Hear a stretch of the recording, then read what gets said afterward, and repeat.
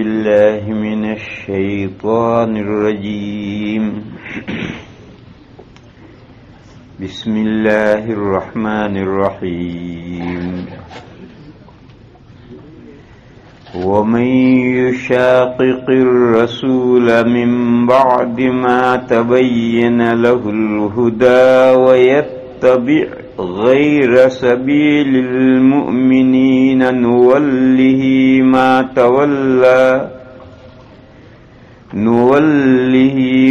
تولى ونصله جهنم وساءت مصيرا صدق اللہ مولانا العظیم۔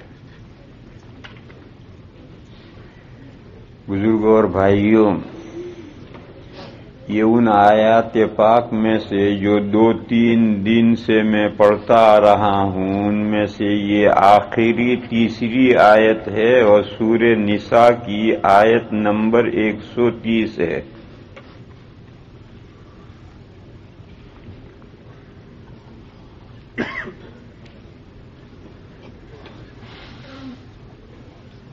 پہلے جو آیات پاک میں نے بیان کی تھی ان میں یہ مضمون تھا کہ اصل الاصول قرآن کریم ہے، اور اسی وجہ سے اللہ تعالی نے قرآن کریم کی حفاظت کا انتظام کیا ہے۔ اللہ نے انتظام کیا ہے اس کی حفاظت کا، اور وہ انتظام یہ کیا ہے کہ نزول قرآن کے ساتھ ہی قرآن کریم کے حفظ کرنے کا سلسلہ شروع کیا، کیونکہ اس وقت میں بڑی عمروں میں صحابہ نے حفظ کیا تھا، کوئی بچے نہیں تھے صحابہ، کوئی 20 سال کی عمر میں مسلمان ہوا، کوئی 40 سال کی عمر میں مسلمان ہوا، کوئی 70 سال کی عمر میں مسلمان ہوا، اور حضرت سلمان فارسی رضی اللہ تعالی عنہ تو 150 سال کی عمر میں مسلمان ہوئے تھے۔ اسی طرح سے عورتیں جو مسلمان ہوئیں وہ بھی مختلف زمانوں میں مسلمان ہوئیں، اور سب نے اپنی اپنی حیثیت کے مطابق قرآن کریم کو حفظ کرنا، یاد کرنا شروع کیا۔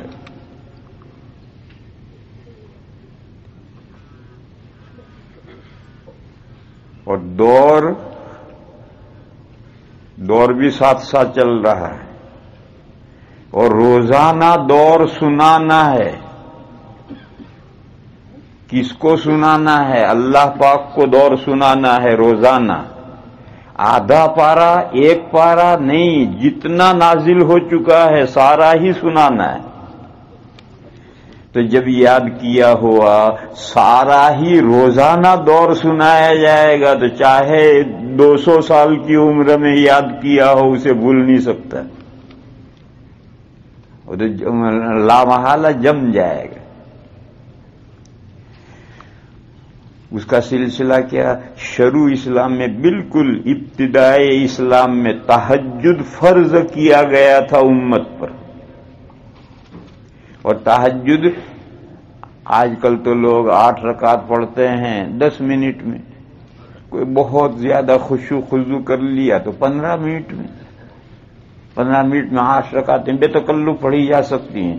اس وقت 10 منٹ اور 8 منٹ پر 12 منٹ کا تہجد نہیں تھا، اس وقت تہجد کتنا تھا جانتے ہو؟ جو فرض تھا، یا ایھا المزمل قم اللیل، پوری رات تہجد پڑھو، قم اللیل الا قلیلا، مگر تھوڑا سا، تھوڑی دیر سو جاؤ، آرام کرو، باقی رات کا بیشتر حصہ تہجد پڑھو۔ قم اللیل الا قلیلا نصفہ او انقص منہ قلیلا، آدھی رات یا آدھی رات میں سے تھوڑا کم کر دو، او زد علیہ، یا آدھی رات پر کچھ بڑھا دو، ورتل القرآن ترتیلا، اور قرآن کریم کو ٹھہر ٹھہر کر پڑھو، یعلمون تعلمون والا نہیں۔ آج کل ہم اجمی جو حافظ ہمارے ہوتے ہیں وہ ایسا قرآن پڑھتے ہیں تراویح میں کہ بہت سا تو سمجھ میں نہیں آتا کہ کیا پڑھ کر گئے. یہ قرآن پڑھنے کا صحیح طریقہ نہیں. اللہ نے شروع ہی میں یہ حکم دیا تھا وَرَتِّلِ الْقُرْآنَ تَرْتِيلًا، قرآن کریم کو ٹھہر ٹھہر کر پڑھو. تو جتنا نازل یہ جو سورہ مزمل ہے یہ بالکل ابتدائی صورتوں میں سے ہے. سورہ علق، سورہ مدثر اور سورہ مزمل یہ تین بالکل ابتدائی صورتیں ہیں. اس وقت یہ آیتیں نازل ہوئی تھی کہ رات کا بیشتر حصہ قرآن کریم پڑھو اور ٹھہر ٹھہر کر کے پڑھو. یہ وہ دور سنایا جاتا تھا، ہر رات دور کیا جاتا تھا اور دور سنایا جاتا تھا اللہ پاک کو. بچے جو حفظ کرتے ہیں حفظ کر کے خود یاد ہو گیا، پھر استاد کے پاس جاتے ہیں تو اسے بھولے نکلتی. اور وہ یاد ہو گیا تھا، وہ کیا ہوا تھا، وہ بچے نے اپنے آپ کو سنا دی ہے. تو جو سبق یاد کر کے حافظ اپنے آپ کو سناتا ہے اسی کو جب استاد کو سنانا پڑتا ہے تو بھولیں آتی ہے. استاد کو سنانے کے لیے اور پکا چاہیے. اور اگر امتحان آ رہا ہے اور ممتحن کو سنانا ہے تو جو استاد کو پکا سنایا ہے ممتحن کو سنائے گا اور بلائے گا. ممتحن امتحان دینے کے لیے ممتحن کو سنانے کے لیے اور پکا چاہیے. تو جب ممتحن کو سنانے کے لیے پکا چاہیے تو اللہ پاک کو سنانے کے لیے کتنا پکا چاہیے. یہ جو ہمارے حافظ ہیں یہ بہترین دن میں یاد کر لیتے ہیں، پھر جب نماز میں کھڑے ہوتے ہیں اللہ پاک کو سنانے کے لیے تو پیر لرزتے ہیں اور جہاں زیادہ پکا ہوگا وہیں بلائے گی. تو بہرحال یہ انتظام کیا تھا کہ قرآن کریم حفظ کرو اور جتنا یاد ہوا حفظ کیا. ہر رات میں نفلوں میں پڑھو، تہجد فرض. پھر جب لوگ تہجد پڑھنے کے عادی ہو گئے اور تہجد پڑھنے کا فائدہ سمجھ میں آ گیا تو فرضیت ختم کر دی. تہجد چلتا رہا، آج بھی چل رہا. تہجد ختم نہیں کیا، صحابہ نے تہجد نہیں چھوڑا کہ فرضیت ختم ہو گئی تو اب صحابہ چادر اوڑھ کے سو گئے. نہیں، تہجد تو چلتا رہا لیکن ایک عادت ہو گئی اور لوگ اس کی فائدہ سمجھ گئے تو فرضیت ختم کر دی اور اس کے بعد میں ان کو کہہ دیا کہ پڑھتے ہو. اور جب اصل الاصول محفوظ ہوگا، قرآن کریم محفوظ ہوگا تو دین ضائع نہیں ہو سکتا. اور قیامت کی صبح تک قرآن کریم اللہ نے جو انتظام کیا ہے اسی انتظام کے ماتحت قرآن محفوظ رہے گا. اور جب تک قرآن محفوظ ہے دین اسلام باقی. پھر اللہ پاک نے فرمایا تھا کہ یہ قرآن جو لوگوں کی طرف اتارا گیا ہے وہ آپ کے وایا اس لیے بھیجا جا رہا ہے، آپ کے ذریعے اس لیے لوگوں تک پہنچایا جا رہا ہے لِتُبَيِّنَ لِلنَّاسِ مَا نُزِّلَ إِلَيْهِمْ، تاکہ جو قرآن لوگوں کی طرف اتارا گیا ہے آپ یہ قرآن ان کو پہنچائیں بھی اور ان کو کھول کر سمجھائیں بھی. یہی وہ احادیث شریفہ ہیں.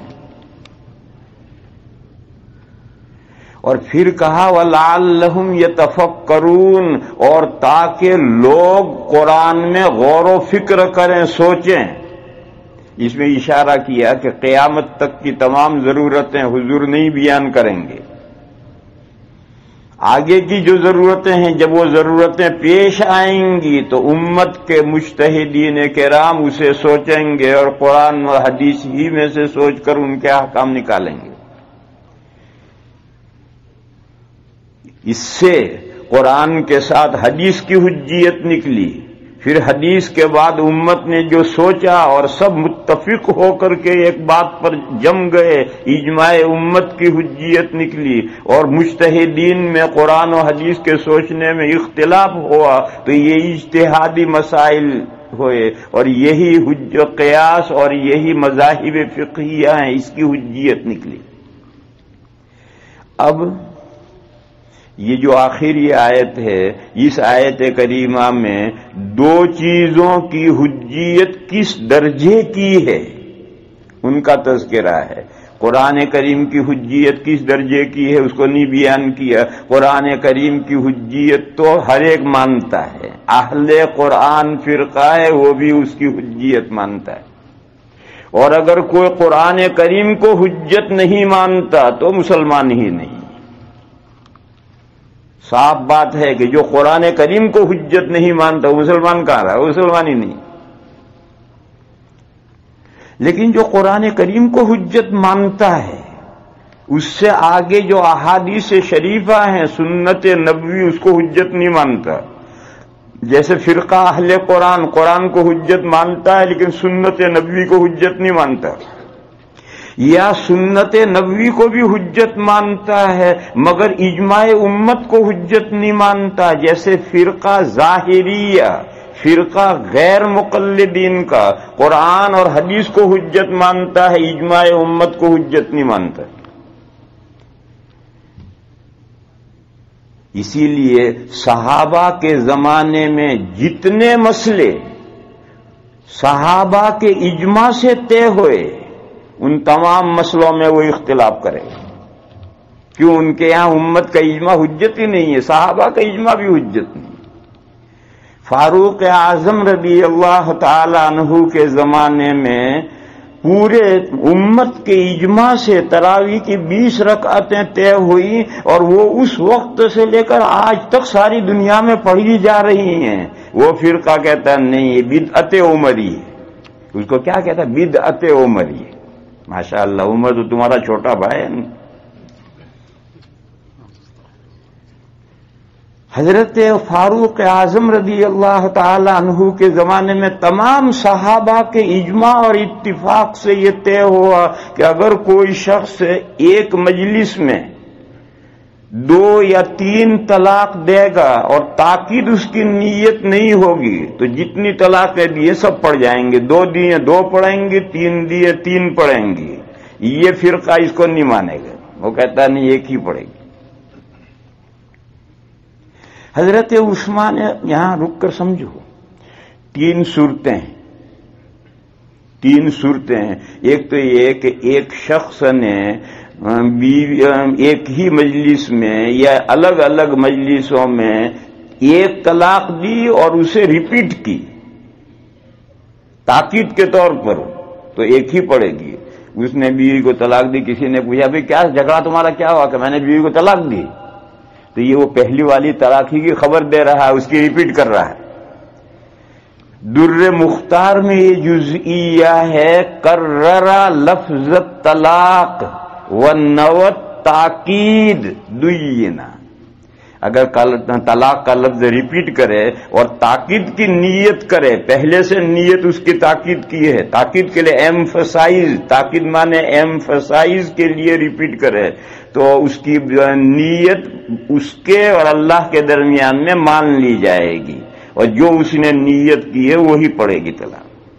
لیکن ایک نے 2 کی نیت کی ہے اور 2 دی ہیں، 3 کی نیت کی ہے اور 3 دی ہیں، اور ایک نے 1 2 3 مرتبہ لفظ بولا ہے اور تاکید کی ایمفسائز کی نیت نہیں کی ہے، بغیر نیت کے 2 مرتبہ 3 مرتبہ لفظ بولا ہے.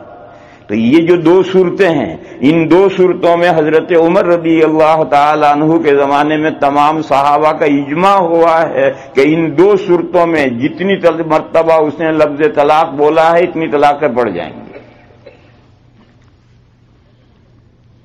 حضرت فاروق اعظم رضی اللہ تعالی عنہ کے زمانے میں میٹنگ بیٹھی اور اس میں مجلس آیا کہ اب تک صورتحال یہ تھی کہ اگر کوئی شخص طلاق کا لفظ ریپیٹ کرتا تھا تو تاکید کی نیت سے کرتا تھا، لیکن اب لوگ تاکید کی نیت سے ریپیٹ نہیں کرتے ہیں، 2 یا 3 دینے کی نیت سے ریپیٹ کرتے ہیں. تو حضور کے زمانے سے جو صورتحال چلی آ رہی تھی وہ سچویشن تاکید کی تھی، اب وہ سچویشن نہیں رہی. کیوں؟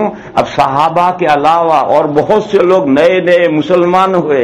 صحابہ کی تو تربیت ہوئی تھی لیکن یہ جو نئے مسلمان ہوئے ہیں ان کی ویسی تربیت نہیں ہوئی تھی، لہذا یہ لوگ 2 یا 3 مرتبہ طلاق کا لفظ بولتے ہیں تو تاکید کی نیت نہیں کرتے ہیں، مستقل 2 یا 3 دینے کی نیت کرتے ہیں. لہذا کیا حکم ہے؟ تو صحابہ کی پوری میٹنگ نے حضرت عمر کے خلافت میں یہ طے کیا کہ اگر اس نے تاکید کی نیت نہیں کی پہلے سے ذہن میں تاکید کی نیت رکھ کر ریپیٹ کرے گا تو معتبر ہے، اور اگر پہلے سے نیت نہیں ہے تو بعد میں تو ہر ایک نیت کر لیں گے تیار ہے۔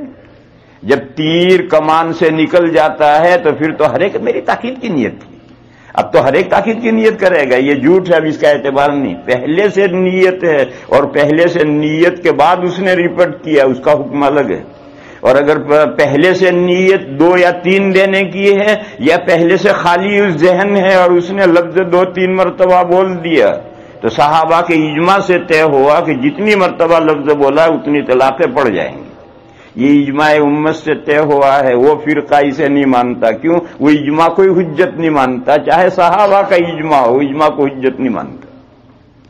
حضرت عثمان غنی رضی اللہ تعالی عنہ کے زمانے میں جب مدینہ کی آبادی بہت زیادہ پھیل گئی تو حضرت عثمان نے جمعہ میں ایک اذان اور بڑھائی،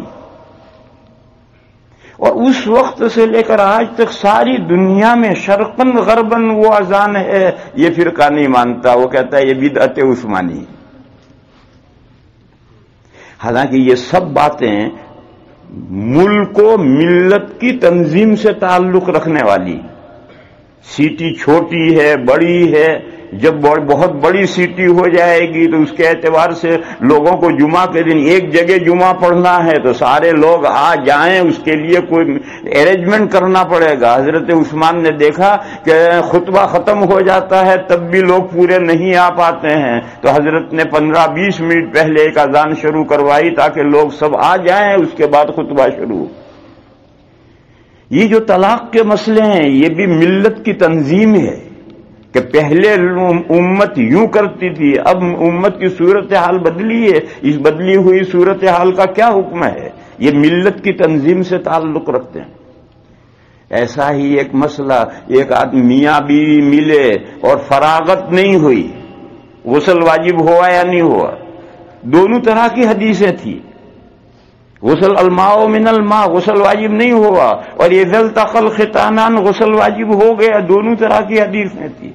حضرت عمر رضی اللہ تعالی عنہ کے دور خلافت میں یہ مسئلہ آیا تو اکابر صحابہ کو حضرت عمر نے اکٹھا کیا، کبھی اگر یہ صورت پیش آئے تو غسل واجب ہے نہیں، تو بڑے بڑے صحابہ نے کہا واجب نہیں، اور دوسرے بڑے بڑے صحابہ نے کہا واجب ہے۔ تو حضرت عمر نے کہا کہ اللہ کے بندو، یہ تو روز گھر میں پیش آنے والا واقعہ ہے، مسلمانوں کے گھروں میں روز پیش آنے والا واقعہ ہے، اس مسئلے میں تم بڑے بڑے حضرات اختلاف کرو گے تو آگے کیا ہوگا؟ تو حضرت علی نے مشورہ دیا کہ اس مسئلے کو طے کرنے کے لیے آپ حضور کی بیویوں سے مسئلہ پوچھیے۔ تو حضرت عمر نے ایک آدمی کو اپنی بیٹی حضرت حفصہ کے پاس بھیجا کہ اگر ایسی صورت پیش آئے تو حضور کا کیا عمل ہے؟ تو حضرت حفصہ نے کہا میرے ساتھ ایسا واقعہ کبھی پیش نہیں آیا کہ میاں بیوی ملے ہوں اور فراغت سے پہلے میاں بیوی الگ ہو گئے، ایسا واقعہ میرے ساتھ پیش نہیں آیا۔ آدمی واپس آیا تو حضرت عمر نے پھر اسی آدمی کو حضرت عائشہ کے پاس بھیجا کہ جاؤ حضرت عائشہ سے پوچھو۔ حضرت عائشہ کے پاس گیا، حضرت عائشہ نے فرمایا کہ میرے ساتھ میرے اور حضور کے درمیان میں ایسا واقعہ پیش آئے ہیں اور ہم نے دونوں نے غسل کیا۔ جب یہ حضور کا عمل آیا تو حضرت عمر نے کہا سن لو بھئی، دیکھو آج سے یہ مسئلہ طے ہے، اگر اس کے خلاف کسی نے کیا تو سزا پائے گا۔ یہ بھی حدیث ہے، یہ بھی حدیث ہے، دونوں حدیثیں ہیں۔ اب ایک حدیث پر سارے صحابہ کو متفق کر دیا۔ تو یہ امت کے مینجمنٹ سے، ملت کی تنظیم سے تعلق رکھنے والا مسئلہ ہے۔ حضرت عمر نے کوئی نیا مسئلہ نہیں بڑھایا، دین میں کوئی مسئلہ نہیں بڑھایا، یہ حدیث بھی تھی اور یہ حدیث بھی تھی۔ امت کو کون سی حدیث پر عمل کرنا چاہیے؟ حضور کے عمل سے اس حدیث کو تائید ملی تو اس پر امت کو متفق کر دیا اور اس حدیث کو چھوڑ دیا۔ یہ حدیث ہے مگر اس پر عمل نہیں۔ بعد میں جو صحابہ تھے، حضرت ابی ابن کعب رضی اللہ تعالی عنہ بہت بڑے صحابی ہیں، انہوں نے یہ بات لوگوں کو بتلائی کہ الماء من الماء کان رخصۃ فی اول الاسلام. یہ جو مسئلہ تھا کہ جب انزال ہو تب غسل واجب ہوگا، یہ ایک فیسلٹی تھی اسلام کے شروع دور میں، بعد میں یہ فیسلٹی ختم ہو گئی. تو میں یہ کہہ رہا ہوں کہ ایسے جو مسائل ہیں جو امت کے اجماع سے، اور امت کا بھی پہلا قافلہ صحابہ کرام جن کے اجماع سے یہ مسئلے طے ہوئے، وہ جماعت جو قرآن اور حدیث کو حجت مانتی ہے، اجماع امت کو حجت نہیں مانتی، وہ ایسے تمام مسائل میں اختلاف کرتی. لیکن یہ ہمت نہیں ہے اس کی کہ وہ یہ کہے کہ ہم اجماع امت کو حجت نہیں مانتے. یہ ہمت نہیں. اگر ایسا کہنے لگے تو مسلمان ان کے منہ پر تھوکیں گے. تو وہ کیا کریں گے؟ بہانہ بنائیں گے کہ نبی پاک صلی اللہ تعالی علیہ وسلم 12 مہینے 11 رکعتیں پڑھتے تھے. حضرت عائشہ کی حدیث ہے بہت اعلیٰ درجے کی کہ حضور 12 مہینے 11 رکعتیں پڑھتے تھے، 8 تہجد کی اور 3 وتروں کی. لہذا ہم بھی رمضان میں 8 ہی رکعت پڑھیں گے بس. کیوں بھی رمضان میں کیوں پڑھو گے؟ حضور تو 12 مہینے پڑھتے، تم 12 مہینے کیوں نہیں پڑھتے؟ میٹھا میٹھا ہپ ہپ، کڑوا کڑوا تھو تھو. ماشاءاللہ یہ اچھا حدیث پر عمل ہے. حدیث تو یہ ہے کہ نبی پاک صلی اللہ تعالی علیہ وسلم رمضان اور غیر رمضان میں 12 مہینے 11 رکعتیں پڑھتے تھے. حدیث پر عمل کرنا کرو. نہیں، رمضان جب چلا گیا تو حدیث بھول گئی، اور رمضان آیا اور یہ حدیث یاد آئی.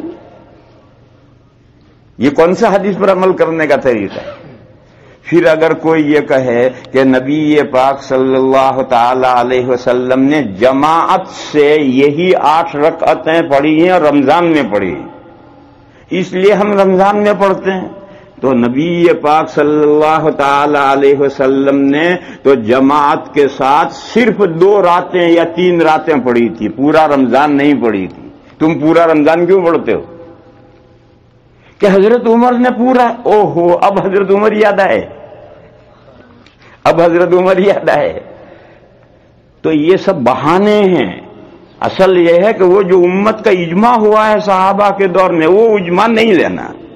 اجماع حجت نہیں ان کے نزدیک. اور پھر اس کے بعد یہ سب باتیں ہیں. ورنہ اگر تمہیں حدیث پر عمل کرنا ہے تو صحیح عمل یہ ہے کہ 12 مہینے کرو، تو ہم جانیں کہ تم ٹھیک ہے عمل کرتے ہو حدیث پر. اور اگر تمہیں صرف حدیث رمضان میں کرنا تو 2 راتیں کرو، 3 راتیں بس. باقی راتیں حضور نے جماعت سے نہیں پڑھی.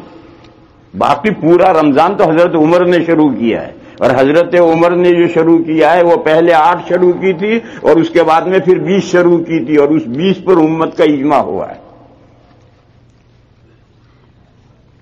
اس مسئلے کو بھی ذرا سمجھ لو، کیونکہ مجمع میں بعض اس مسئلے کے بارے میں کافی معلومات رکھتے ہوں گے، اس لیے تھوڑی وضاحت کروں میں اس کی. امام مالک علیہ الرحمہ کی کتاب ہے موطا مالک، اس میں یہ حدیث ہے، یزید بن رومان کی حدیث ہے کہ اور تھوڑا اور پیچھے چلو،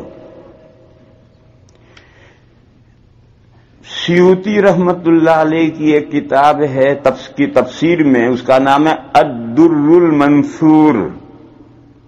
الدر المنثور میں سورۃ القدر، انا انزلناہ فی لیلۃ القدر، اس سورت کی تفسیر میں روایت ہے، جس کو دیکھنا ہو دیکھو.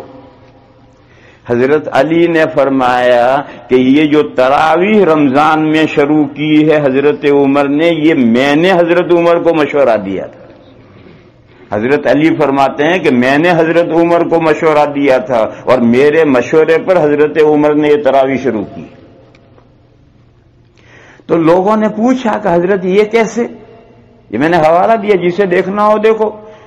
تفسیر الدر المنثور میں سورۃ القدر کی تفسیر میں یہ روایت ہے. لوگوں نے پوچھا کہ کیف ذالک، آپ نے مشورہ دیا اور آپ کے مشورے سے تراویح شروع ہوئی، اس کا کیا واقعہ پیش آیا؟ تو حضرت نے فرمایا کہ نبی پاک صلی اللہ تعالی علیہ وسلم کا یہ ارشاد ہے کہ رمضان کی 29 یا 30 راتوں میں سے کوئی بھی ایک رات شب قدر ہوتی ہے، وہ متعین نہیں۔ اور جب شب قدر آتی ہے تو روح یعنی حضرت جبرائیل علیہ الصلوۃ والسلام صحابہ کا فرشتوں کے ایک بڑے مجمع کے ساتھ زمین پر اترتے ہیں اور پوری زمین میں راؤنڈ لیتے ہیں، اور جو لوگ عبادتوں میں مشغول ہوتے ہیں ان کے لیے دعائیں کرتے ہیں۔ مشہور حدیث ہے، اور قرآن میں اشارہ ہے تنزل الملائکۃ والروح۔ تو کہا میں نے جب یہ حدیث حضرت عمر کو سنائی تو حضرت عمر نے کہا کہ پھر تو ہمیں ایک ایسا انتظام کرنا چاہیے کہ لوگ آٹومیٹکلی رمضان کی ہر رات میں عبادت میں لگ جائیں، ایسا ہمیں انتظام کرنا چاہیے، کیونکہ وہ شب قدر متعین نہیں ہے، وہ رمضان کی 29 یا 30 راتوں میں سے کوئی بھی رات ہو سکتی، پتہ نہیں کون سی رات ہو، اور حضرت جبرائیل فرشتوں کے ساتھ آئیں۔ یہ نہیں ہے کہ رات میں 1 گھنٹہ یا آدھا گھنٹہ تھا، پوری شب قدر پوری۔ لہذا ہمیں کوئی ایسا انتظام کرنا چاہیے کہ مسلمان رمضان کی ہر رات عبادت میں لگے ہوئے ہوں، تاکہ جون سی رات حضرت جبرائیل کا جلوس آئے مسلمان نماز پڑھتے ہوئے ملیں۔ حضرت عمر نے پہلے یہ حکم دیا، حضرت تمیم داری رضی اللہ تعالیٰ عنہ اور حضرت ابی بن کعب رضی اللہ تعالیٰ عنہ دونوں کو حکم دیا کہ میں جب عشاء پڑھا کر گھر چلا جاؤں تو پھر آپ پیچھے لوگوں کو نماز شروع کروائیں، نماز پڑھوائیں اور 8 رکعت جماعت سے پڑھائیں اور سحری کے وقت ختم کریں۔ چنانچہ جب حضرت عمر عشاء پڑھا کر گھر میں چلے جاتے تھے تو اس کے بعد نماز شروع ہوتی تھی اور 8 رکعتیں امام پڑھاتا تھا، اور نماز جب پوری ہوتی تھی تو لوگ فوراً جا کر سحری کرتے تھے پوری رات، تاکہ فرشتوں کا حضرت جبرائیل کا جلوس جب بھی آ جائے۔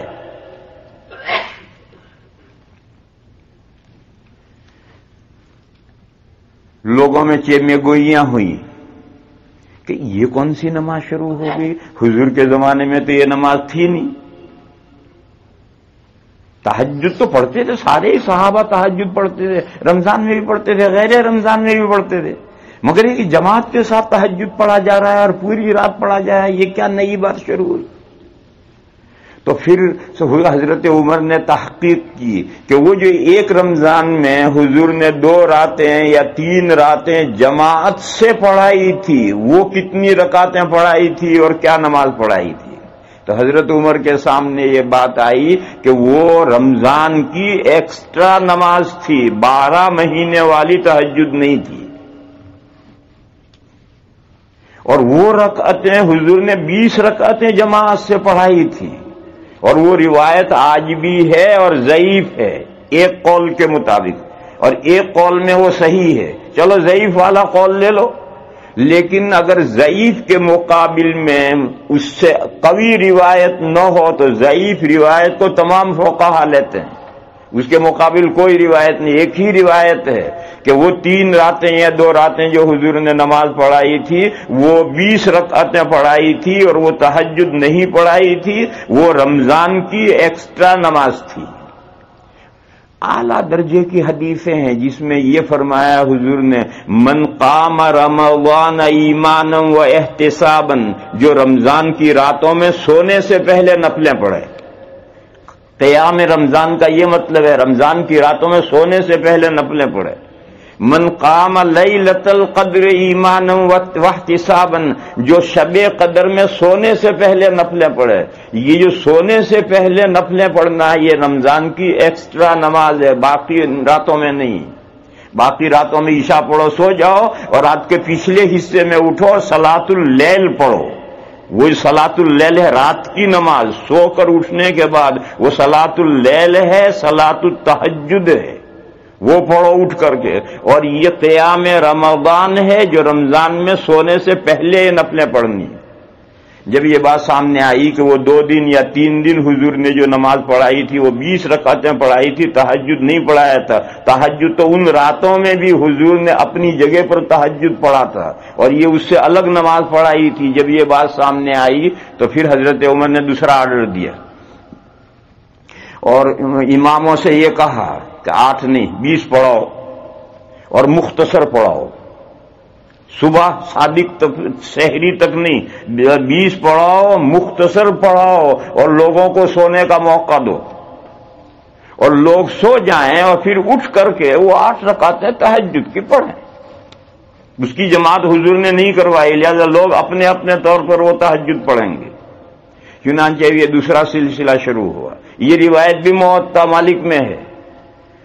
جب یہ دوسری صورت پیش آئی تو حضرت عمر تشریف لائے، ایک دن مسجد کا راؤنڈ لیا، نماز ہو رہی ہے اور مسجد کا راؤنڈ لیا۔ اب یہ روایت بخاری شریف میں، حضرت عمر آئے، کھڑے رہے، دیر تک منظر دیکھتے رہے، تراویح ہو رہی ہے۔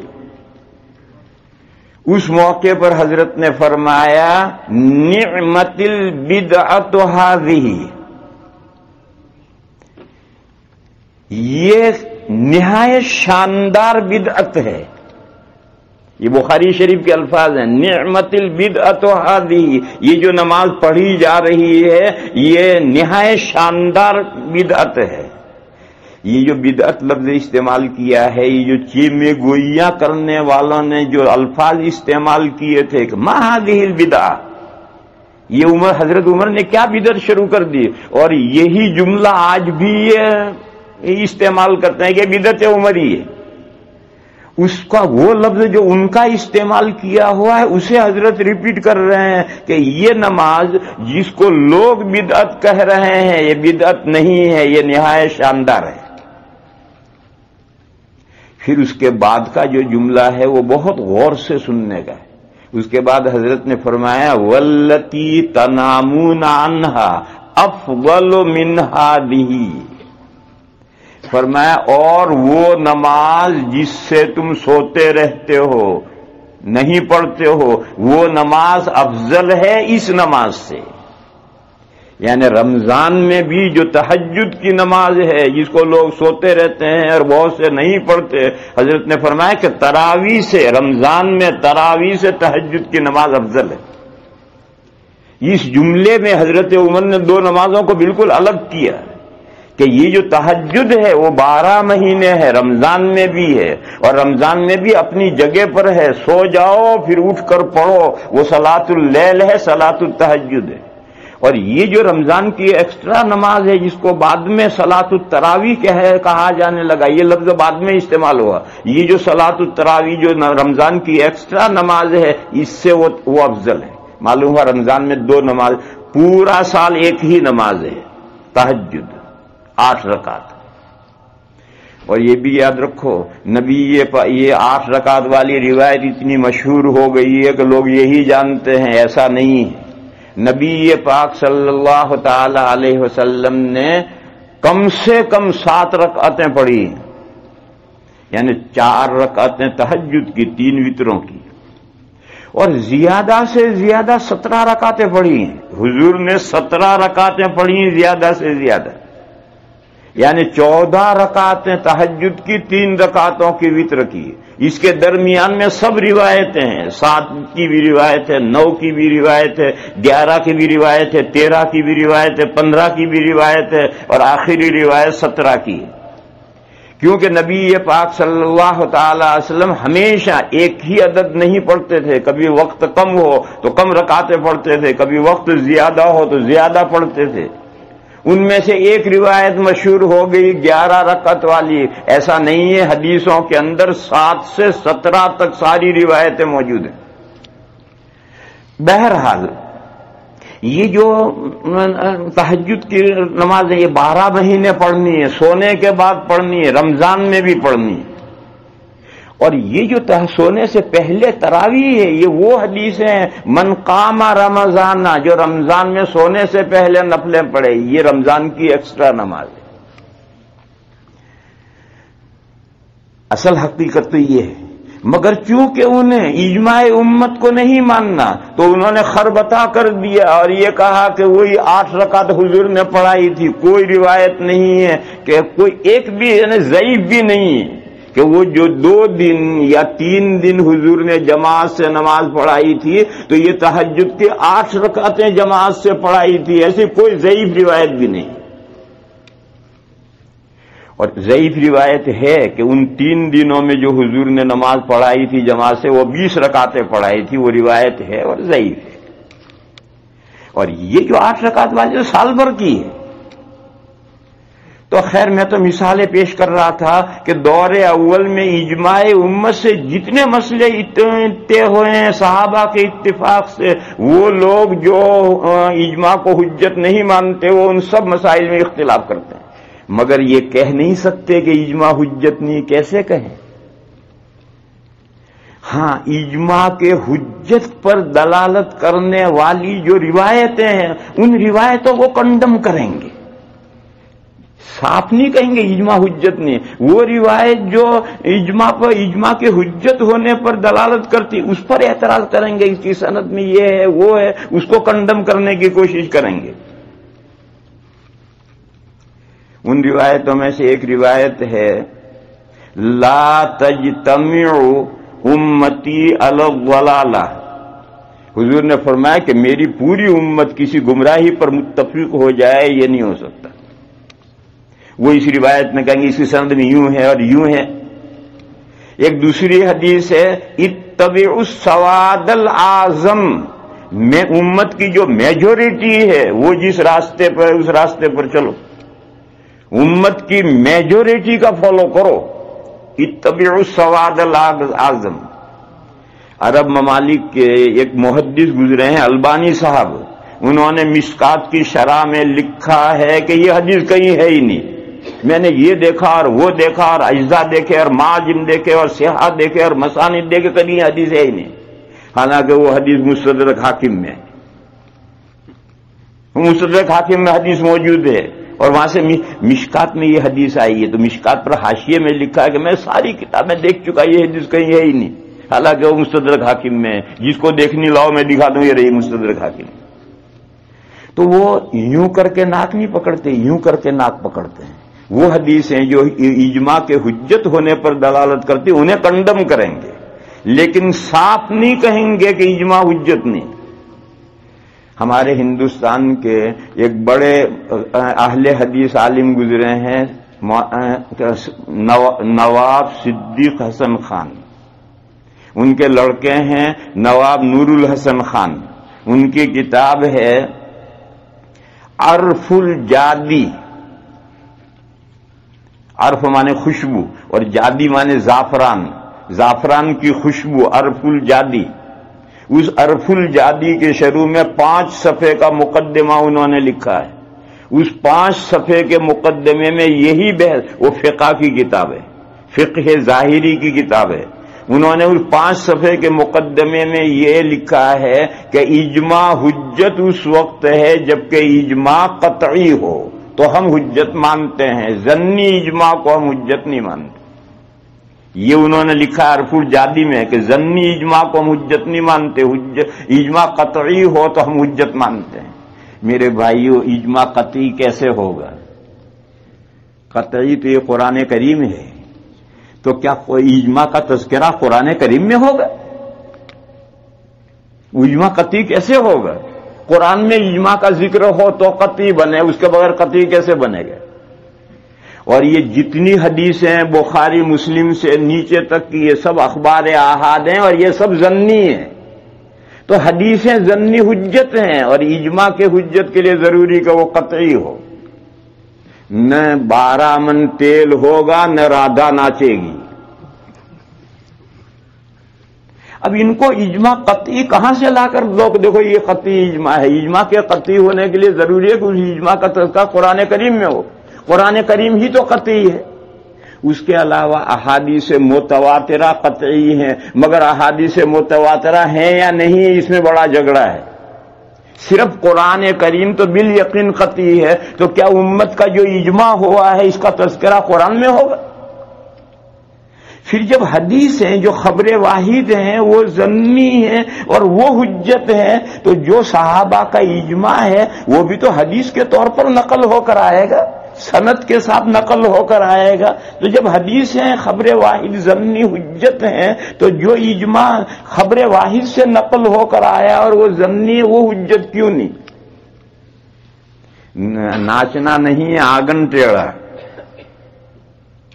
اصل وہی بات ہے کہ ان کو یہ کہہ نہیں سکتے کہ اجماع حجت نہیں، اگر ایسا کہتے تو لوگ مسلمانوں کے منہ پہ تھوکیں گے، اس لیے یہ باتیں بناتے ہیں کہ اگر اجماع قطعی ہو تو ہم مانتے ہیں، اجماع ظنی ہم نہیں مانتے۔ پھر حدیث ظنی کیوں مانتے ہو؟ ظنی حدیثوں کو حجت کیوں مانتے ہو؟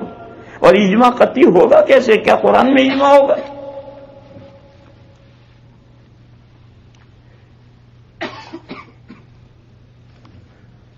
تو میرے بھائیوں، یہ جو میں نے آیت پڑھی ہے، اس آیت کریمہ میں یہ جو اختلاف کرنے والے ہیں، جو صرف قرآن کو حجت مانتے ہیں، حدیث کو حجت نہیں مانتے، ان کا کیا مقام ہے؟ دوسرے وہ جو قرآن کو حجت مانتے ہیں، حدیث کو حجت مانتے ہیں، لیکن اجماع امت کو حجت نہیں مانتے، ان کا کیا مقام ہے؟ ان دو کا ذکر ہے۔ اب آیت پاک کا ترجمہ سنو۔ اللہ پاک ارشاد فرماتے ہیں وَمَن يُشَاقِقِ الرَّسُولَ مِن بَعْدِ مَا تَبَيَّنَ لَهُ الْهُدَى، جو شخص رسول سے اختلاف کرتا ہے،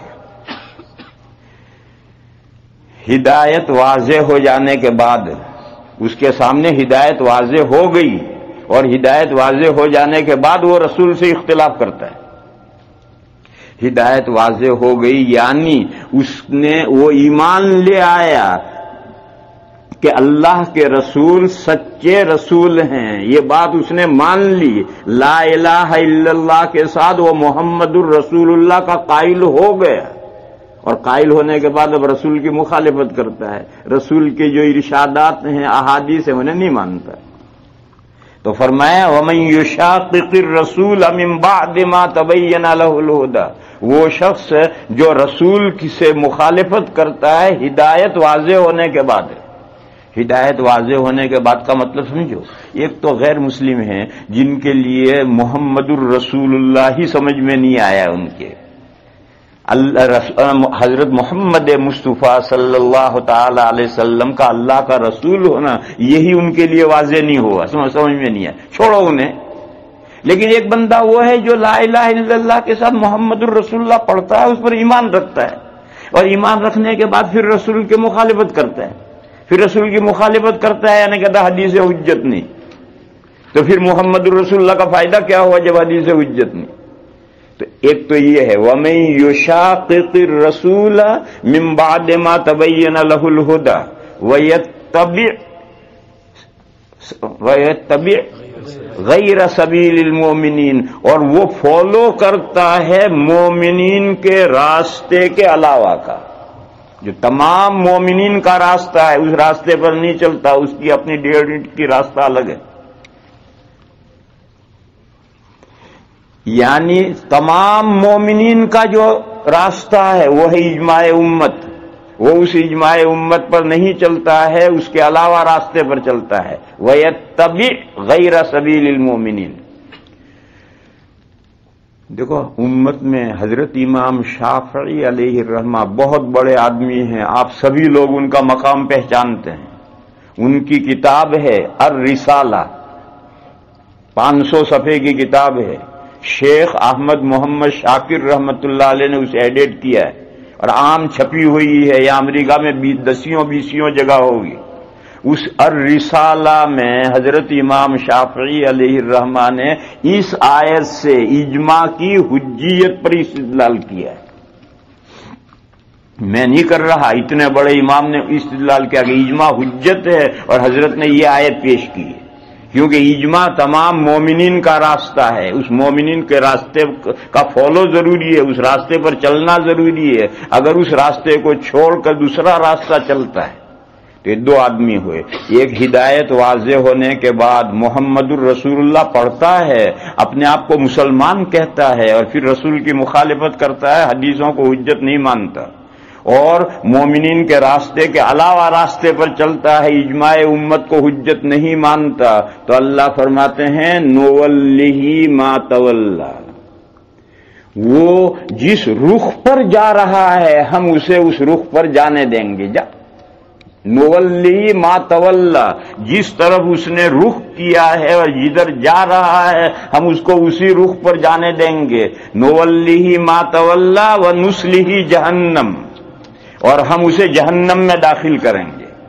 وساعت مصیرن، جہنم بہت برا ٹھکانہ ہے۔ لہذا ان دو شخصوں کا اس آیت کریمہ میں انجام بیان کیا گیا ہے۔ جو قرآن کو حجت ماننے کے بعد حدیثوں کو حجت نہیں مانتا، جو قرآن اور حدیثوں کو حجت ماننے کے بعد اجماع امت کو حجت نہیں مانتا، تو قرآن ان دونوں شخصوں کے بارے میں کہہ رہا ہے کہ نولہ ما تولی ونصلہ جہنم وساعت مصیرا۔ اس میں اگر کوئی کہے کہ اس آیت سے اجماع کی حجیت پر استدلال، تو میں نے حوالہ دیا کہ یہ استدلال میں نہیں کر رہا ہوں، حضرت امام شافعی علیہ الرحمہ نے کیا ہے اور الرسالہ میں کیا ہے۔ رسالہ چھپی ہوئی کتاب ہے، جہاں چاہو دیکھو۔ میرے بھائیوں، اس کے بعد میں ایک بات بیان کر رہا ہوں، ایک سوال کے لوگوں کی ایک بات کے جواب میں، لیکن اس کی وضاحت میں نہیں جاؤں گا، بغیر آپ سمجھ جائیں گے خود ہی۔ دیکھو، فالو ائمہ کا صرف 3 قسم کے مسائل میں، اور ان 3 قسم کے مسائل میں ائمہ کا فالو کیے بغیر کوئی چارہ ہی نہیں ہے۔ اس کے علاوہ 90% دین اور شریعت، اس میں ائمہ کا کسی کا کوئی فالو نہیں ہے، قرآن و حدیث کا فالو۔ دین کا 90% دین کا حصہ، اس میں ابو حنیفہ، شافعی، مالک، احمد کسی کا فالو نہیں ہے، وہ فالو قرآن و حدیث کا ہے۔ صرف 10% مسائل وہ ہیں جو 3 قسم کے مسائل ہیں، ان مسائل میں ائمہ کا فالو ضروری ہے۔ لوگوں کے ذہنوں میں ایک بات یہ بٹھا دی گئی ہے، لوگوں کے ذہنوں میں ایک بات یہ بٹھا دی گئی ہے کہ قرآن و حدیث کو چھوڑ کر کے زید کو، عمر کو، بکر کو، خالد کو پکڑے پھرنا، ان کی دوم پکڑے رہنا، یہ کون سا دین ہے؟ وہ قرآن و حدیث کا فالو کرو۔ یہ جو کہہ رہے ہیں اس کا جواب دے رہا ہوں کہ 90% دین میں کسی کا کوئی فالو نہیں، قرآن و حدیث کا فالو ہے۔ لیکن 10 قسم کے مسائل، جن میں 3 قسم کے مسائل ہیں، ان میں ائمہ کا فالو کرنا پڑتا ہے، اور فالو کیے بغیر کوئی چارہ ہی نہیں۔ لیکن ہوا کیا ہے کہ جب فقہ حنفی کی کتاب لکھی جائے گی تو اس میں سارا ہی دین لکھا جائے گا، فقہ شافعی کی کتاب لکھی جائے گی تو سارا ہی دین لکھا جائے گا، فقہ مالکی کی کتاب لکھیں گے تو سارا ہی دین لکھیں گے۔ یعنی کہ 90% تو تمام مسلمان قرآن و حدیث پڑھ کر 90% تو وہاں سے لیں، اور 10% یہاں فقہوں سے لیں، یوں نہیں۔ یہ جو فقہ ہے یہ قرآن و حدیث کا نچوڑ اور خلاصہ ہے، اور اب عام مسلمان یہ خلاصہ نچوڑ جو ہے یہ فقہ پڑھیں گے اور عمل کریں گے۔ ہر فقہ میں 90% قرآن و حدیث سے ہے، اور 10% ائمہ کے اجتہادات ہیں۔ اس کو سمجھنا ہے، اس کو اچھی طرح سے، تاکہ لوگ ذہن جو بگاڑتے ہیں وہ ذہن صاف ہو جائیں۔ یہاں رک کر کے ایک بات اور سمجھو، ہمارے ہندوستان پاکستان میں ایک غلط بات لوگوں کے ذہنوں میں یہ بٹھاتے ہیں کہ تقلید کے معنی ہیں اپنے گلے میں پٹا ڈالو، اس میں رسی باندھو اور ایک آدمی کو ہاتھ میں دے دو کہ لے جا مجھے جہاں تجھے لے جانا ہے۔ تقلید کے معنی یہ کہ اپنی گردن میں رسی باندھ کر کے وہ رسی دوسرے کے ہاتھ میں دے دو، وہ جہاں چاہے لے جائے، یہ تقلید ہے۔ یہ 100% رونگ ہے، تقلید کے یہ معنی ہی نہیں ہے، کیونکہ جب یہ معنی تقلید کے کیے جائیں گے تو ہر سمجھدار آدمی سوچے گا میں کتا کیوں بنوں؟ اللہ نے مجھے مائنڈ دیا ہے، عقل دی ہے، میں کسی کے پیچھے پیچھے کیوں چلوں؟ حالانکہ یہ تقلید کے معنی ہی نہیں، یہ قطعاً رونگ بات ہے جو ڈالی گئی ہے۔ جو لوگ عربی جانتے ہیں، اور اس مجمع میں انشاءاللہ ہوں گے ایسے عربی جاننے والے علماء کے علاوہ، علماء تو ہیں جاننے والے، ان کے علاوہ بھی عربی جاننے والے ہوں گے۔ ایک ہے قلد یقلد تقلیدا باب تفعیل، اور ایک ہے تقلد باب تفعل۔ ایک باب تفعیل ہے، ایک باب تفعل ہے۔ تقلد باب تفعل کے معنی تو یہی ہے، اپنے گلے میں پٹا ڈالو، رسی دوسرے کو دے دو۔ تقلید کے یہ معنی نہیں ہے۔ قلد یقلد تقلیدن کے معنی ہیں کسی کو ہار پہنانا۔ میں کسی کو ہار پہناؤں تو تقلید کے معنی ہار پہنانا۔ تقلید کیا ہے؟ جس مسلمان کو جس امام سے عقیدت ہے، جس نے اپنی عقیدت کا ہار جس امام کو پہنا رکھا ہے، اس کا فالو کرو۔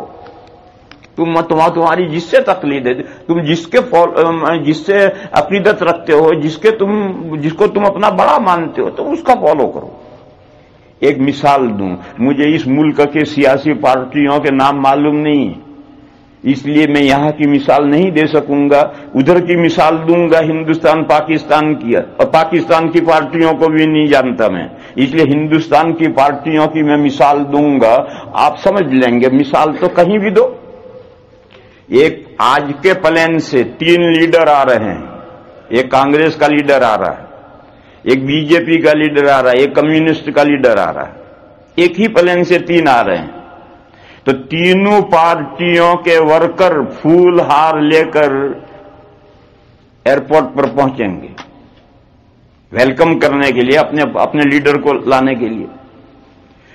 اب ظاہر ہے کہ جب وہاں پلین لینڈ ہوگا تو ایک لیڈر کانگریس کا آیا، تو جب کانگریس کا لیڈر نظر پڑے گا تو مجمع میں جو کانگریس کے ورکر ہیں وہ اچھلیں گے، کودیں گے، زندہ باد مرد آباد، زندہ باد مرد آباد، خوب شور مچائیں گے۔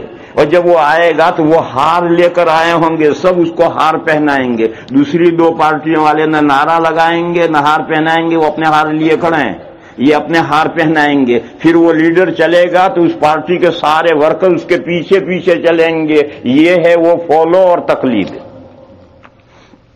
2 کھڑے ہیں۔ پھر بی جے پی کا لیڈر آیا تو بی جے پی کے جو ورکر ہیں وہ اچھلیں گے، کودیں گے۔ پھر جب وہ قریب آئے گا تو وہ سب اس کو ہار پہنائیں گے، پھر وہ جب چلے گا تو سب اس کے پیچھے پیچھے جائیں گے۔ یہ اس کے مقلد ہے، انہوں نے پہلے اپنی عقیدت کا ہار پہنایا اسے، اور ہار پہنا کر اس کے پیچھے جا رہے ہیں، یہ فالوور ہیں اس کے۔ پھر تیسرا لیڈر آئے گا تو تیسرے ورکر بھی یہی کریں گے۔ میرے بھائیو، یہ مثال ہے، اس مثال سے سمجھو امت میں جو اکابر گزرے ہیں، امت میں جو اکابر گزرے ہیں، ان میں سے مختلف اسباب کی وجہ سے کسی کو کوئی امام ابو حنیفہ علیہ الرحمہ کا معتقد ہے، کوئی امام شافعی علیہ الرحمہ کا معتقد ہے، وہ ان کو بڑا سمجھتا ہے، دین کا سب سے بڑا عالم ان کو سمجھتا ہے۔ کوئی امام مالک علیہ الرحمہ کا معتقد ہے، وہ دین کا سب سے بڑا عالم ان کو سمجھتا ہے۔ کوئی امام احمد علیہ الرحمہ کا معتقد ہے، وہ کوئی ان کو سب سے بڑا عالم سمجھتا ہے۔ تو اب جو جس کو بڑا عالم سمجھتا ہے، قرآن و حدیث کو جس طرح سے اس نے سمجھایا ہے تم اس کا فالو کرو۔ اس نے قرآن و حدیث کو 10 قسم، وہ 10% مسائل جن میں 3 قسم کے مسائل ہیں، صرف ان میں وہ جو 3 قسم کے مسائل 10% ہیں، وہ اس امام نے جس طرح سمجھائے ہیں، جب تم ان کا عقیدت مند ہو تو جس طرح اس نے سمجھایا تم اس کا فالو کرو۔ کیوں کسی عقیدتیں مختلف کیوں ہوتی ہیں؟ کچھ وجوہ ہوتی ہیں۔ مثلا ہمارے مفتی مدثر صاحب ہیں، یہ چونکہ دیوبند میں پڑھے ہیں اور مجھ سے پڑھے ہیں تو ان کو مجھ سے عقیدت کا تعلق ہے، حالانکہ ہندوستان، پاکستان، بنگلہ دیش میں مجھ سے کہیں بڑے بڑے علماء پڑے ہوئے ہیں، مگر ان کو ان سے عقیدت نہیں ہے۔ کیوں؟ یہ دیوبند میں میرے پاس پڑھے ہیں۔ تو ایسے کچھ اسباب بنتے ہیں جس اسباب کی وجہ سے کسی کو کسی سے عقیدت ہوتی ہے، کسی کو کسی سے عقیدت ہوتی ہے۔ بہرحال جس کو جس امام سے عقیدت ہے، اس امام نے وہ جو دین کے 10% مسائل ہیں وہ قرآن و حدیث سے جس طرح سمجھائے ہیں تم اسی پر عمل کرو۔ یہ ہے تقلید۔ وہ 10 قسم کے مسائل کیا ہیں؟ نمبر 1، نس فہمی میں جہاں اختلاف ہو گئے ہیں، نس فہمی کا اختلاف۔ نمبر 2، نصوص میں تعارض ہے تو ان کو کیسے سیٹ کیا جائے، سارٹ آؤٹ کیسے کیا جائے، اس میں اختلاف ہوئے ہیں۔ مختلف نصوص میں سارٹ آؤٹ کرنے میں اختلاف ہوئے ہیں۔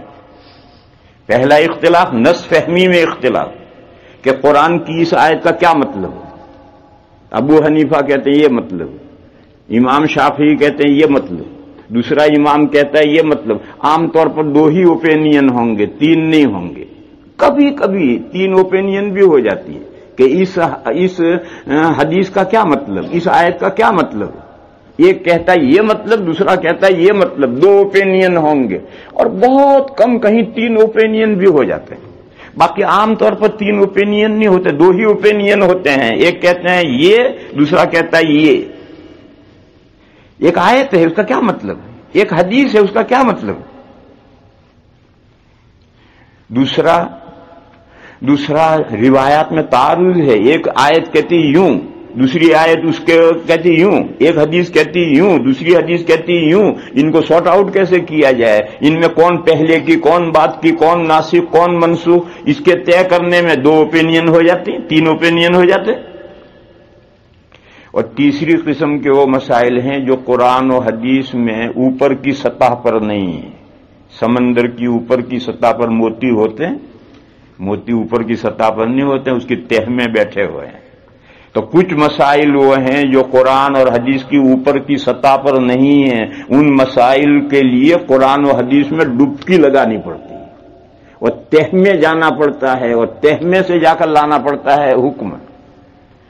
اب یہ غواصی ہر مسلمان نہیں کر سکتا ہے، ہر مسلمان سمندر میں غوطہ لگانے کا ہر آدمی تھوڑے غوطہ لگا سکتا ہے، اس کے جو ماہرین ہیں وہی غوطہ لگائیں گے۔ تو قرآن و حدیث میں غواصی کرنا، غوطہ لگا کر اس کی تہ میں جانا معاو شما کا کام نہیں ہے۔ وہ کچھ شخصیتیں اللہ نے پیدا کی ہیں جو قرآن و حدیث میں غوطہ لگا کر جاتی ہیں اور تہ میں سے وہ نئے مسائل کے احکام لے آتے ہیں۔ اس کو کہتے ہیں استنباطی احکام۔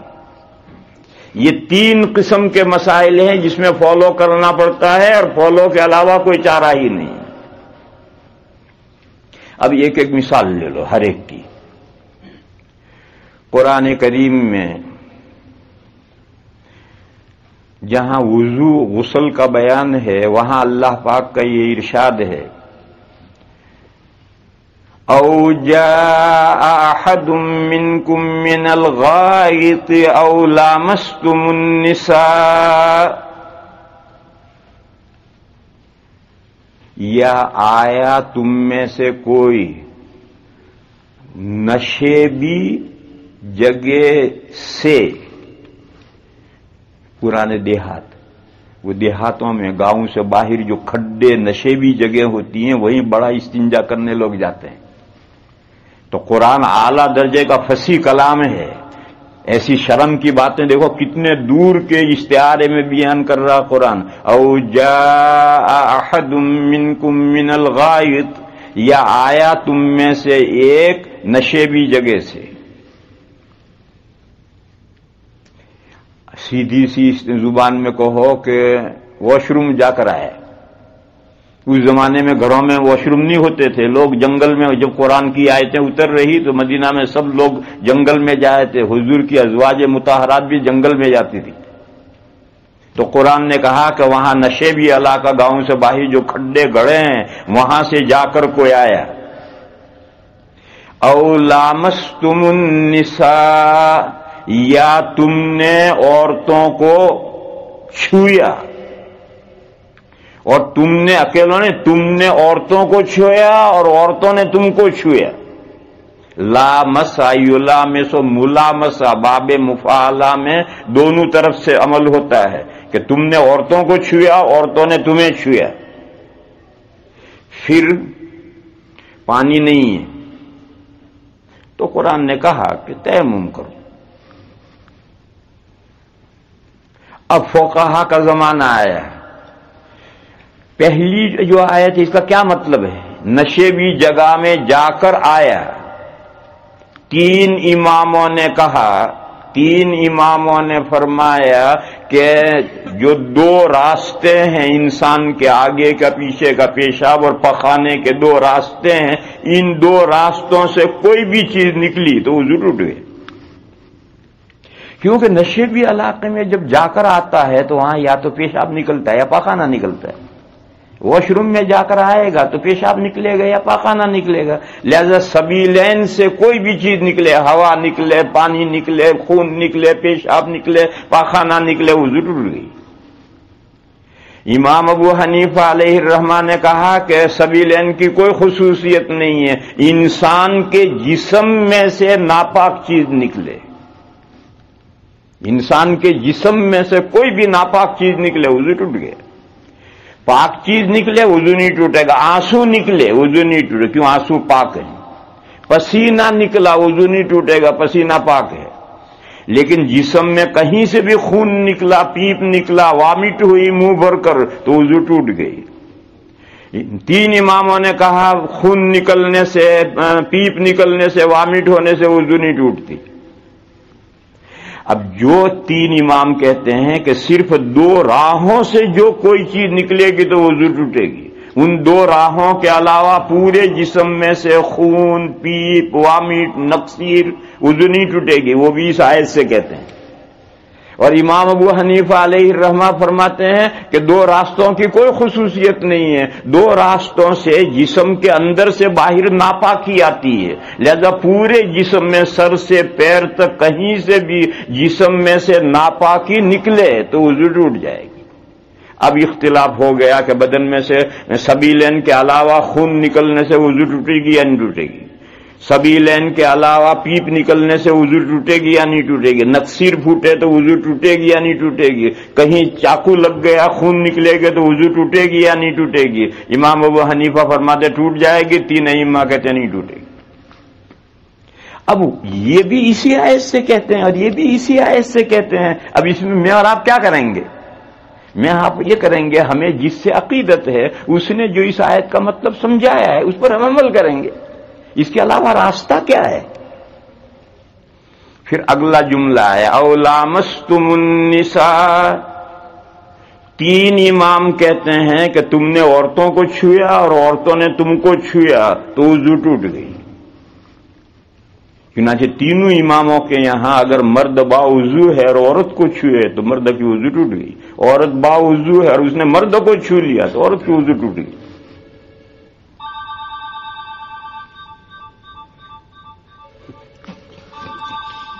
بند کرو، بعد میں سنیے۔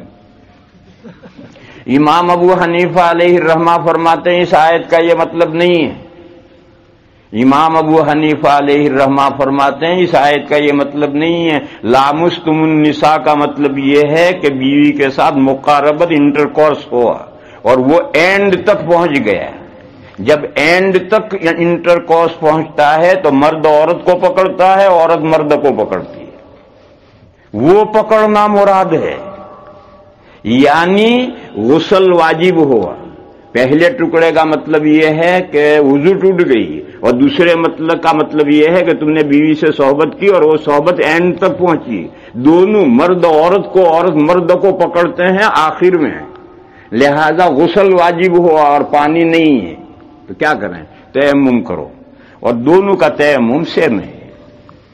وضو ٹوٹ گئی ہے، تیمم کرنا، اس کا تیمم کا طریقہ بھی وہی ہے۔ غسل واجب ہوا ہے اور پانی نہیں ہے تو اس کا تیمم، اس کا طریقہ بھی سیم ہے۔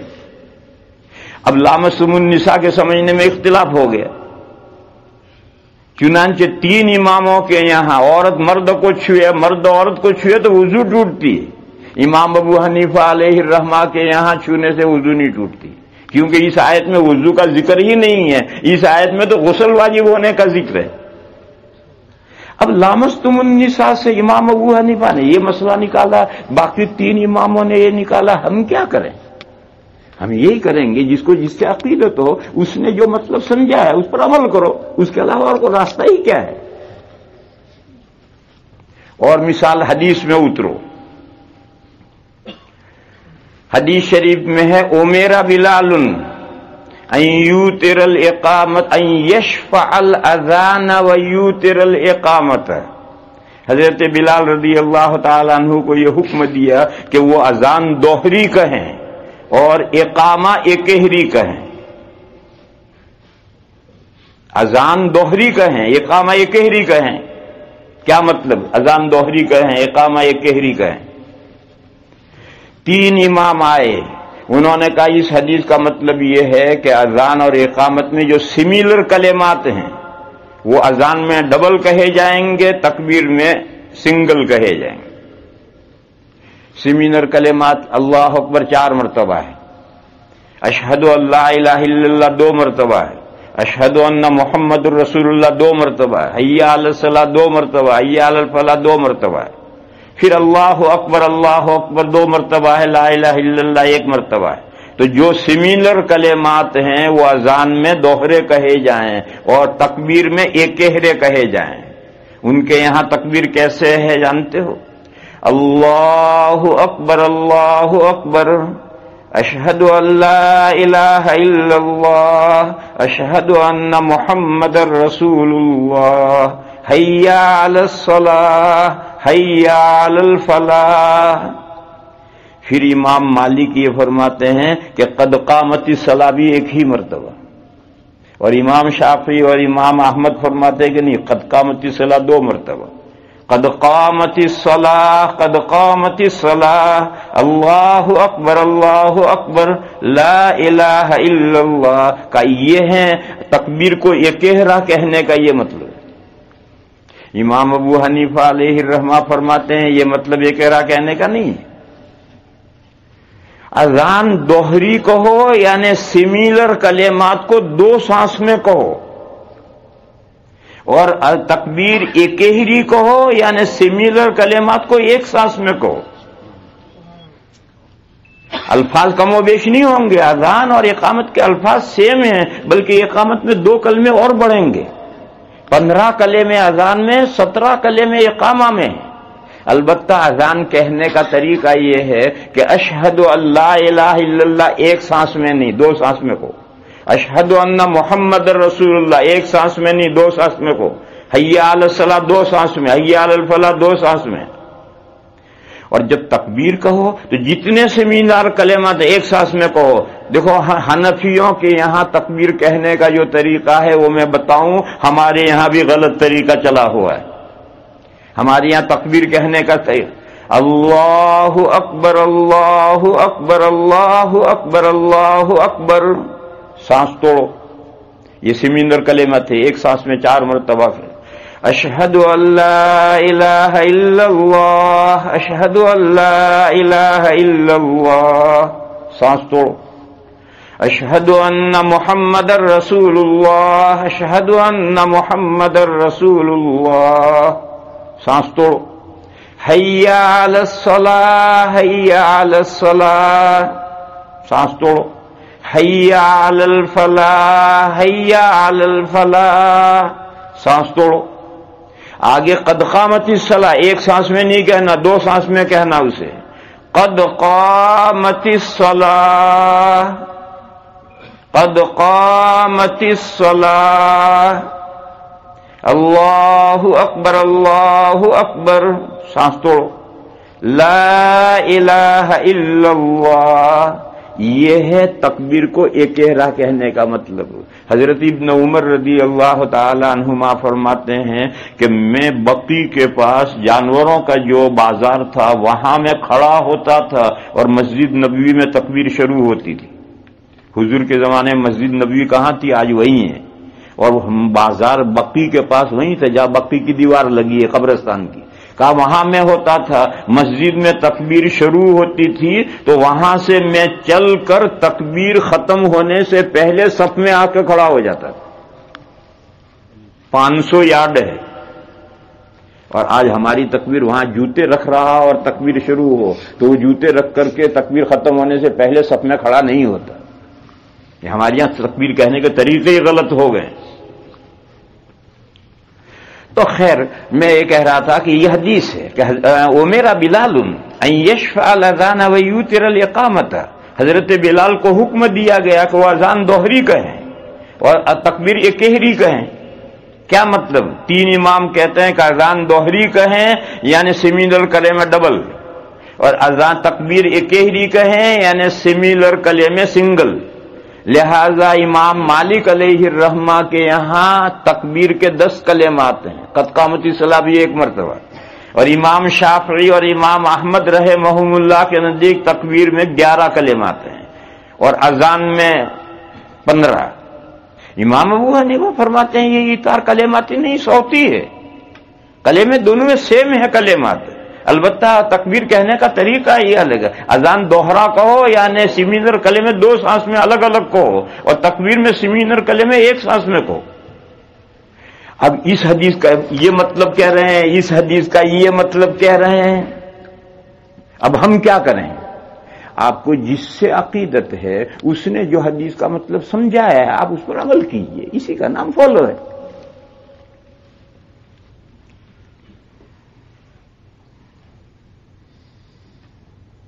یہ مثالیں دے رہا ہوں میں نس فہمی کی مثال کہ قرآن کی آیتیں سمجھنے میں اختلاف ہوا ہے، حدیثوں کے سمجھنے میں اختلاف ہوا ہے۔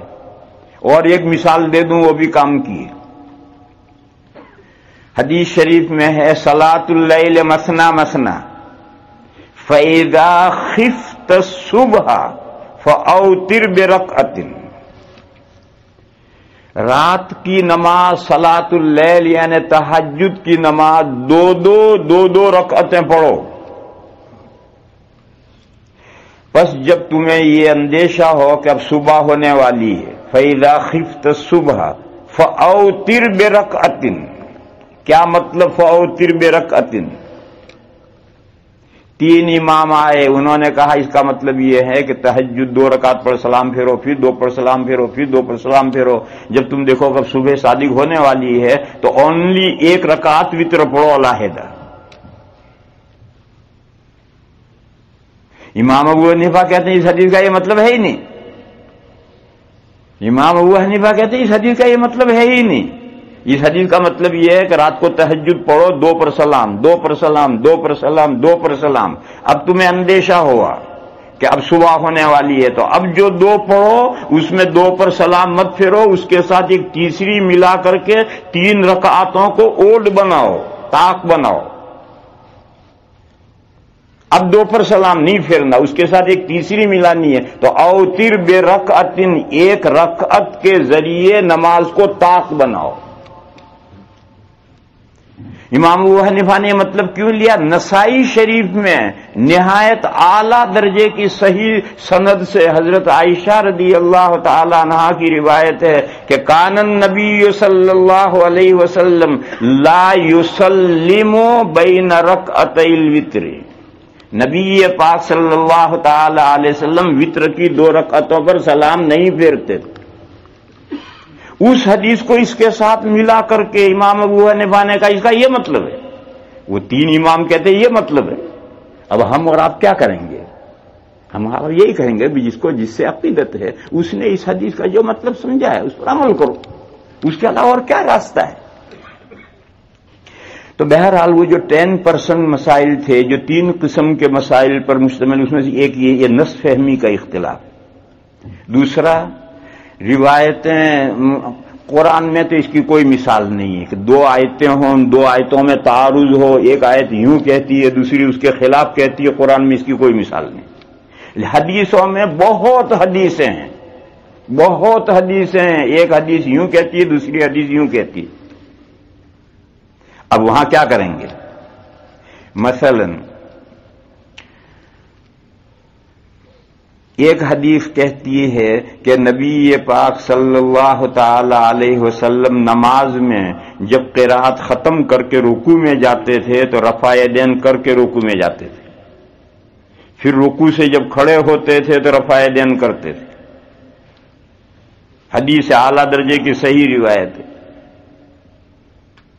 اس کے علاوہ بھی روایتیں ہیں، جیسے وہ تہجد کے بارے میں 8 رکعت اتنی مشہور روایت کر ڈالی کہ دوسری روایتوں کو لوگوں کو پتہ ہی نہیں رہا۔ ایسا ہی رفع یدین کے بارے میں یہی ایک روایت نہیں ہے، بہت روایتیں ہیں۔ یہ 2 جگہ پر رفع یدین، یہ تو اعلیٰ درجے کی صحیح روایت ہے۔ دوسری صحیح روایت یہ ہے کہ جب 2 رکعت پڑھ کر تیسری کے لیے حضور کھڑے ہوتے تھے تو کھڑے تیسری کے شروع میں رفع یدین کر کے ہاتھ باندھتے تھے، یہ بھی اعلیٰ درجے کی صحیح روایت ہے۔ یہ بھی روایت نسائی شریف میں صحیح سند سے روایت ہے کہ 2 سجدوں کے بیچ میں جب پہلے سجدے سے اٹھ کر بیٹھتے تھے تو 2 سجدوں کے بیچ میں بھی رفع یدین کرتے۔ نسائی شریف میں اعلیٰ درجے کی صحیح روایت سے سند حدیث ہے۔ اور یہ بھی حدیث ہے کہ نماز میں جہاں فی کل خفض و رفع، ہر اونچ نیچ میں حضور رفع یدین کرتے تھے، پوری نماز میں رفع یدین۔ اب یہ ساری حدیثیں ایک دوسری طرف یہ حدیث ہے کہ نبی پاک صلی اللہ تعالی علیہ وسلم نماز میں کہیں بھی رفع یدین نہیں کرتے تھے، صرف تکبیر تحریمہ میں رفع یدین کرتے تھے جو بارڈر پر ہے، نماز میں نہیں ہے۔ یہ نقطہ سمجھو، تکبیر تحریمہ نماز کے اندر نہیں ہے، وہ بارڈر پر ہے، نماز سے باہر ہے یا اندر ہے اس جھگڑے میں مت پڑو، بارڈر پر ہے۔ لہذا اور پھر اس تکبیر تحریمہ میں جو رفع یدین کریں گے، دیکھو میں نماز شروع کر رہا ہوں، اللہ اکبر بر، اب نماز شروع ہوئی، تو یہ جو رفع یدین کر کے ہاتھ باندھا ہے تو سب نماز سے باہر ہے، بس نماز شروع ہوگی، اللہ اکبر تکبیر پوری ہوئی، نماز شروع ہوگی، اب کہیں رفع یدین نہیں۔ تو ایک طرف یہ روایت ہے کہ پوری نماز میں رفع یدین ہے ہی نہیں، صرف تکبیر تحریمہ میں رفع یدین ہے، وہ بھی بارڈر پر ہے اور نماز سے باہر ہے۔ اللہ شروع کرنے سے پہلے یہاں سے نہیں اٹھائیں گے، یوں ہاتھ اٹھاتے ہو کہیں اللہ اکبر بر، آپ پورا پہنچ گئے، اب نماز شروع ہوئی، اور یہ تو سب رفع یدین اور تکبیر سب بارڈر پر چلا گیا۔ اب فقہا آئے، دو اماموں نے یہ کہا، امام ابو حنیفہ اور امام مالک، دو اماموں نے یہ کہا کہ پہلے نماز میں ہر جگہ رفع یدین تھا، ہر اونچ نیچ میں رفع یدین تھا، پھر آہستہ آہستہ کم ہوتے ہوتے ہوتے پوری نماز میں رفع یدین ختم۔ چنانچہ دو بڑے اماموں کے نزدیک، امام ابو حنیفہ اور امام مالک رحمہم اللہ کے نزدیک صرف تکبیر تحریمہ میں رفع ہے اور کہیں نہیں، اور دو اماموں نے یہ فرمایا کہ نہیں، پہلے رفع یدین نہیں تھا، بعد میں بڑھا۔ امام شافعی اور امام احمد رحمہم اللہ نے فرمایا کہ نماز میں پہلے رفع یدین نہیں ہوتا تھا، بعد میں بڑھا۔ تو انہوں نے کہا کہ رکوع میں جاتے بھی سنت ہے، رکوع سے اٹھتے بھی سنت ہے، اور تیسری رکعت کے شروع میں بھی سنت ہے، جبکہ امام شافعی علیہ الرحمہ نے اپنی کتاب العلوم میں بقلم خود لکھا ہے کہ صرف نماز میں 3 جگہ رفع یدین سنت ہے، تکبیر تحریمہ میں، رکوع میں جاتے اور رکوع سے اٹھتے، مگر شوافی نے تیسری رکعت کے شروع میں ہی بڑھایا کیونکہ اس کی حدیث ہے۔ تو اب یہ حدیثوں کو، یہ حدیثیں اور یہ حدیث پہلے کی کون سی، بات کی کون سی؟ دو امام کہتے ہیں یہ رفع کی حدیثیں پہلے کی ہیں اور رفع چھوڑنے کی نہ کی حدیث بعد کی ہیں، اور جو بعد کی ہوتی ہے وہ ناسخ ہوتی ہے، وہی سنت ہوتی ہے۔ اور دو امام اس کا برعکس کہتے ہیں کہ نہیں، پہلے رفع نہیں تھا نماز میں، بعد میں بڑھا، تو جب بعد میں بڑھا تو یہ سنت ہو۔ اب میں اور آپ کیا کریں؟ میں اور آپ یہی کریں گے، ہمیں جس سے عقیدت ہے، جو دو چھوٹے اماموں کے فالوور ہیں ان سے عقیدت ہے، انہوں نے جس طرح سے حدیثوں کو سارٹ آؤٹ کیا ہے وہ اس طرح عمل کریں گے۔ جو دو بڑے اماموں کے فالوورز ہیں ان کو ان سے عقیدت ہے، انہوں نے حدیثوں کو جس طرح سارٹ آؤٹ کر کے بتایا ہے اسی طرح وہ عمل کریں گے۔ اور تیسری قسم کے مسائل وہ ہیں جو قرآن کی ظاہری سطح پر نہیں ہیں، اس کے لیے ڈبکی لگانی ہے، گہرائی میں جانا ہے۔ جیسے آج نئے نئے مسئلے آتے ہیں، نئے مسئلے آتے ہیں، ایک مرد اور ایک عورت کا مادہ نطفہ ملایا اور ملا کر کے ایک ٹیوب کے اندر بھر دیا،